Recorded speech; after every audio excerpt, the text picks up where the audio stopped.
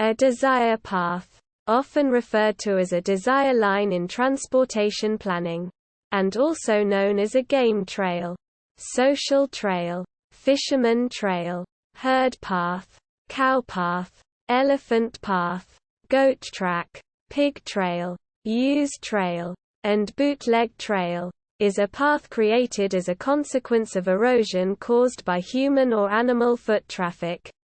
The path usually represents the shortest or most easily navigated route between an origin and destination. The width and severity of erosion are often indicators of the traffic level that a path receives. Desire paths emerge as shortcuts where constructed paths take a circuitous route, have gaps, or are non-existent. Parks and nature areas. Desire paths sometimes cut through sensitive habitats and exclusion zones, threatening wildlife and park security. However, they also provide park management with an indicator of activity concentration. In Yosemite National Park, the National Park Service uses these indicators to help guide its management plan. Trampoline studies have consistently documented that impacts on soil and vegetation occur rapidly. With initial use of desire paths, as few as 15 passages over a site can be enough to create a distinct trail, the existence of which then attracts further use.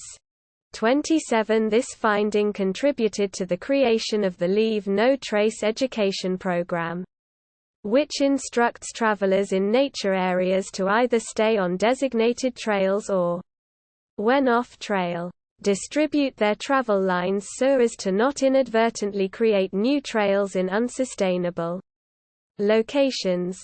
Land managers have devised a variety of techniques to block the creation of desire paths, including fences, dense vegetation, and signage. Though none are foolproof, modern trail design attempts to avoid the need for barriers and restrictions. By aligning trail layout and user desire through physical design and persuasive outreach. 16. Accommodation. Landscapers sometimes accommodate desire paths by paving them, thereby integrating them into the official path network rather than blocking them. Sometimes, land planners have deliberately left land fully or partially unpaved, waiting to see what desire paths are created, and then paving those.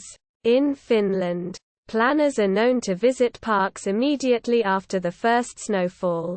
When the existing paths are not visible, the naturally chosen desire paths, marked by footprints, can then be used to guide the routing of new purpose-built paths.